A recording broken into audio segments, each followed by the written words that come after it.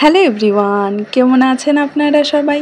আশা করি আপনারা সবাই ভালো আছেন and welcome to my channel. আজকে আমি আপনাদের সাথে শেয়ার করব মাত্র হাফ কাপ আটা দিয়ে তৈরি একদম নরম তুলতুলে গোলাপ জামুনের রেসিপি। গোলাপ জামুন খেতে তো আমরা সবাই ভালোবাসি, আর সেটা যদি এরকম বাড়িতে ফ্রেশ বানানো হয়, তাও আবার ঘরে থাকা সামান্য কিছু উপকরণ দিয়ে আর খুব অল্প সময়ের মধ্যে, এরকম নরম তুলতুলে গোলাপ জামুন খেতে কার না ভালো লাগবে। এই গোলাপ জামুন যে আটা দিয়ে তৈরি সেটা না দেখে কেউ বুঝতে পারবে না খেয়ে। একদম নরম তুলতুলে এই সফট গোলাপ জামুন দেখতে যতটা সুন্দর, খেতে কিন্তু অনেক বেশি স্বাদের। এই গোলাপ জামুনের রেসিপিটা একবার ট্রাই করলে বাইরে থেকে আর মিষ্টি কিনে এনে খেতে ইচ্ছে করবে না। যখনই মিষ্টি খাওয়ার মন করবে এভাবেই কিন্তু বাড়িতেই বানিয়ে নিতে পারবেন খুব সহজে, খুব অল্প সময়ের মধ্যে। আজকের এই রেসিপিটা যদি আপনাদের ভালো লাগে তো অবশ্যই একটি লাইক করবেন, আর আমার চ্যানেলে যদি আপনারা নতুন এসে থাকেন চ্যানেলটাকে সাবস্ক্রাইব করে পাশের বেল আইকনটি প্রেস করে দেবেন। তাহলে আমার চ্যানেলে যখনই কোনো নতুন ভিডিও আপলোড হবে সেটার নোটিফিকেশন সবার আগে আপনার কাছে পৌঁছবে। তাহলে চলুন ঝটপট বানিয়ে নিই এই নরম তুলতুলে আটার গোলাপ জামুন। গোলাপ জামুন বানানোর জন্য এখানে আমি চায়ের কাপে মেপে নিয়ে নিচ্ছি হাফ কাপ আটা। আটাটা আপনারা চেলেও নিতে পারেন, আবার না চেলে নিলেও হবে। তো এখানে হাফ কাপ আটা নিয়ে নিচ্ছি আমি। আর এই গোলাপ জামুনের মধ্যে যেন মিষ্টির দোকানের যে গোলাপ জামুন সেটার টেস্ট পাওয়া যায়, তার জন্য আমি এখানে দিয়ে দিচ্ছি হাফ কাপ গুঁড়ো দুধ। তো গুঁড়ো দুধটা কিন্তু অবশ্যই অ্যাড করবেন, এতে করে মিষ্টির টেস্টটা কিন্তু দারুণ হবে। এখন দিয়ে দিচ্ছি এর মধ্যে সামান্য একটু লবণ, আর দিয়ে দেব আমি চা চামচে মেপে 1/4 ভাগ বেকিং সোডা। তো খেয়াল রাখবেন আমি এখানে কিন্তু বেকিং পাউডার না, বেকিং সোডা ব্যবহার করছি। তো সমস্ত শুকনো উপকরণগুলোকে আমি এভাবে ভালো করে মিশিয়ে নিচ্ছি। এখন এর মধ্যে দিয়ে দেব 1 টেবিল চামচের মতো ঘি। তো ঘিটা চেষ্টা করবেন অবশ্যই অ্যাড করার। যদি ঘিয়ের ফ্লেভার পছন্দ না হয় তাহলে সাদা তেলও অ্যাড করে দিতে পারেন, কোনো অসুবিধা নেই। যেহেতু আমরা আটা দিয়ে আজকে গোলাপ জামুনটা বানাচ্ছি, তাই আমি বলবো যে অবশ্যই ঘিটা অ্যাড করার চেষ্টা করবেন। তো এখানে সব কিছুকে ঘিয়ের সাথে কিন্তু ভালো করে মিশিয়ে নিতে হবে। তো শুকনো উপকরণগুলোকে আমি এভাবে ঘষে ঘষে ঘিয়ের সাথে ভালো করে মিশিয়ে নিচ্ছি, যাতে ঘিটা সব জায়গায় ভালো করে ছড়িয়ে যায়। তো এই যে দেখুন, এখানে মেশানো আমার হয়ে গেছে শুকনো উপকরণগুলো। এখন আমি আগে থেকে জাল করা দুধ নিয়ে নিয়েছি একটা বাটিতে। এটা রুম টেম্পারেচারে আছে, না গরম না ঠান্ডা।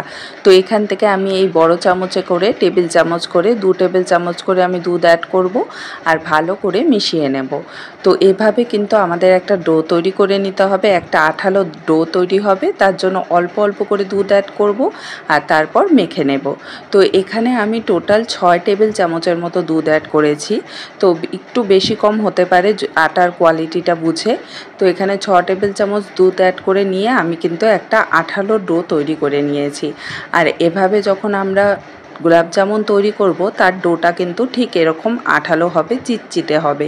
একদম রুটি তৈরি করি যেরকম ডো সেটা কিন্তু হবে না প্রথম অবস্থায়। তো এরকম আঠালো একটা ডো তৈরি হয়ে যাবে। তো এটাকে এখন আমরা রেস্টে রেখে দেব কম করে 5 থেকে 7 মিনিটের জন্য।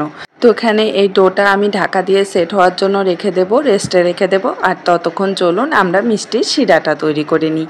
তার জন্য আমি এখানে ওই একই কাপে মেপে 1 কাপ চিনি নিয়ে নিচ্ছি একটা সসপ্যানে, আর তার সাথে দিয়ে দেব এর মধ্যে আমি 1.5 কাপ জল। তো 1 কাপ চিনির জন্য আমি এখানে 1.5 কাপ জল নিচ্ছি, আর দিয়ে দেব 2টো এলাচ মাঝখান দিয়ে ফাটিয়ে নিয়েছি। এতে করে ফ্লেভারটা খুব ভালো আসে আর গন্ধটাও ভালো আসবে। তো এখন ভালো করে মিশিয়ে নিয়ে হাই ফ্লেমে আমরা এটাকে ফুটিয়ে নেব। তো এই যে দেখুন, চিনির শিরাটা কিন্তু ফুটতে শুরু করেছে। তো এখন আমরা গ্যাসের ফ্লেমটাকে লো টু মিডিয়ামে রেখে 3 থেকে 4 মিনিট এটাকে এভাবে কুক করে নেব, ফুটিয়ে নেব। তো এখানে 3 থেকে 4 মিনিট আমি এটাকে জাল করে নিয়েছি, ফুটিয়ে নিয়েছি। আর গোলাপ জামুনের জন্য কিন্তু খুব একটা ঘন শিরার দরকার নেই। জাস্ট দেখবেন যখন শিরাটার মধ্যে এরকম একটা শাইন চলে আসবে আর একটু চিটচিটে হয়ে যাবে, তখন কিন্তু গ্যাসের ফ্লেমটা আমাদের অফ করে দিতে হবে। তো এখন আমি গ্যাসের ফ্লেমটা অফ করে দিচ্ছি। চিনি শিরাটা রেডি হয়ে গেছে। আর এখন চলুন আমরা মিষ্টিগুলো তৈরি করে নেব। তো এখানে আমি ঢাকা দিয়ে রেখেছিলাম 5 মিনিটের জন্য। আর এটা দেখুন, সেই চিটচিটে আঠালো ভাবটা কিন্তু এখন আর নেই। এবার আমি হাতে সামান্য একটু ঘি লাগিয়ে নিচ্ছি আর এটাকে এই ডোটাকে আর কি ভালো করে মেখে নিতে হবে। তো এখন যেভাবে আমরা আটা মাখি সেভাবে ডোলে ডোলে কিন্তু এটাকে মেখে নিয়ে একটা সফট, একটা নরম, একদম স্মুথ একটা ডো কিন্তু আমাদের তৈরি করে নিতে হবে। তো এই যে দেখুন একটা সফট ডো কিন্তু রেডি হয়ে গেছে। এখন আমি এখান থেকে মিষ্টি তৈরি করে নেব। তো আমি আজকে মিডিয়াম সাইজের মিষ্টি তৈরি করে নিচ্ছি। তো এভাবে হাতের মধ্যে নিয়ে ভালো করে গোল করে নেব যাতে কোনো রকম কোনো ক্র্যাক না থাকে। তো চেষ্টা করবেন যে ডোটা ভালো করে মেখে নেওয়ার, ভালো করে মাখা হলেই কিন্তু এরকম একদম ক্র্যাক ফ্রি মিষ্টি কিন্তু তৈরি হয়ে যাবে। তো এভাবে আমি সবগুলো মিষ্টি তৈরি করে নেব। আর এই আটা দিয়ে গোলাপ জামুন বানানো কিন্তু খুবই সহজ, বেশি কিছু উপকরণেরও দরকার পড়ে না, আর খুব কম সময়ের মধ্যে কিন্তু একদম পারফেক্ট গোলাপ জামুন আপনারা তৈরি করে নিতে পারবেন। তো এই যে দেখুন সবগুলো বল আমি বানিয়ে নিয়েছি মিষ্টির। এখন চলুন এগুলোকে আমরা ভেজে নেব। তো এখানে আমি কড়াইতে সাদা তেল নিয়ে নিয়েছি আর তেলটা কিন্তু একদম হালকা গরম হতে হবে।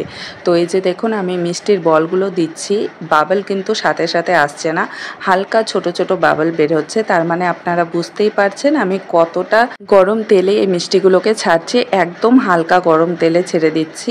তো এইভাবে সবগুলো মিষ্টি আমি এই গরম তেলে, হালকা গরম তেলে ছেড়ে দেব।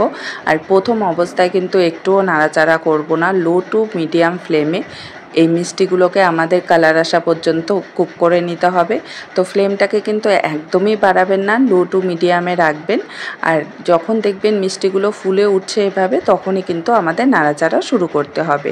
আর কন্টিনিউ এভাবে নাড়াচাড়া করলে কিন্তু সব দিক দিয়ে, চারদিক দিয়ে একদম সেম কালার চলে আসবে। তো এই যে দেখুন মোটামুটি কিন্তু গোলাপ জামুনের যে কালারটা সেটা কিন্তু চলে এসেছে। এর থেকে বেশি সময় আর মিষ্টিগুলোকে ভাজার দরকার নেই। তো এখন আমি সবগুলো মিষ্টি তুলে নেব আর গ্যাসের ফ্লেমটাকে কিন্তু অফ করে দিয়েছি যাতে করে বাকি মিষ্টিগুলো পুড়ে না যায়।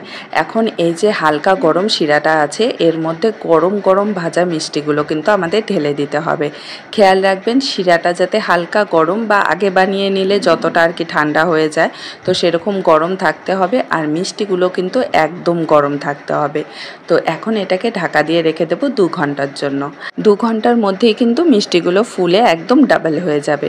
তো এই যে দেখুন 2 ঘন্টার পর আমি ঢাকনাটা তুলে নিচ্ছি আর মিষ্টিগুলোর সাইজ দেখে আপনারা বুঝতেই পারছেন যে এটা কতটা ফুলে উঠেছে। একদম শিরা কিন্তু পুরো সোক করে নিয়েছে আর ডাবল হয়ে গেছে কিন্তু সাইজে। আর এটা আমি আপনাদের প্রেস করে দেখাচ্ছি যে কতটা সফট আর কতটা নরম তুলতুলে এই মিষ্টিটা কিন্তু তৈরি হয়েছে। তো এরকম সফট গোলাপ জামুন নরম তুলতুলে তৈরি করা কিন্তু এখন একদমই সহজ, যে কেউ আপনারা বাড়িতে তৈরি করে নিতে পারবেন। আর ছোট থেকে বড় সবাই কিন্তু পছন্দ করবে। এই যে দেখুন ভিতরটা পর্যন্ত কিন্তু খুব ভালো মতো রস ঢুকে গেছে, শিরাটা ঢুকে গেছে।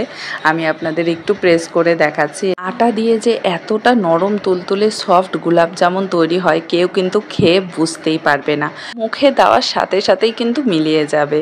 আজকের এই রেসিপিটা যদি আপনাদের ভালো লাগে কমেন্টে কিন্তু অবশ্যই জানাবেন। দেখা হবে আপনাদের সাথে আরেকটি নতুন রেসিপি নিয়ে। ভালো থাকবেন, সুস্থ থাকবেন। Bye bye.